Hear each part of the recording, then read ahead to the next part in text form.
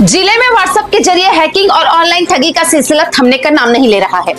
Police प्रशासन अब जागरूकता अभियान चलाकर लोगों से अपील कर रहा है कि वे किसी भी अनजान लिंक या ऐप के फाइल को डाउनलोड या ओपन ना करें।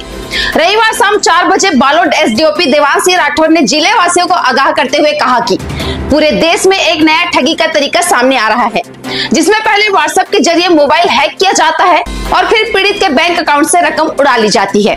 एसडीओपी राठौर ने बताया कि डोंडी लोहारा थाना क्षेत्र के ग्राम सहगांव निवासी बीएसपी के रिटायर्ड कर्मचारी दिलीप कुमार मेश्राम के गांव के व्हाट्सएप ग्रुप में एक ऐप के फाइल भेजी गई थी। जैसे ही उन्होंने उसे ओपन किया, उनके अकाउंट से 12 लाख रुपए ठगी कर लिए गए। इस मामले में रिपोर्ट दर्ज कर पुलिस आरोपियों को पकड़ने की कार्रवाई कर रही है। वहीं पुलिस ने जनता से अपील की है कि वे सतर्क रहें और किसी भी संदिग्ध लिंक, फाइल या संदेश को ओपन करने से पहले उसकी पुष्टि जरूर करें, ताकि इस तरह की ठगी से बचा जा सके। आगे अपडेट के लिए हमारे न्यूज चैनल द छत्तीसगढ़ को सब्सक्राइब करें। बालोद क्षेत्र अंतर्गत और देश में भी एपीके फाइल से नया साइबर फ्रॉड हो रहा है, जिसके संबंध में लगातार जागरूकता अभियान भी लगाया जा रहा है। स्वयं आईजी महोदय के माध्यम से भी इस संबंध में जागरूकता के संबंध में वीडियो शेयर किया गया था कि एपीके फाइल किसी भी व्हाट्सएप ग्रुप में आता है तो कृपया करके उसको डाउनलोड ना करें।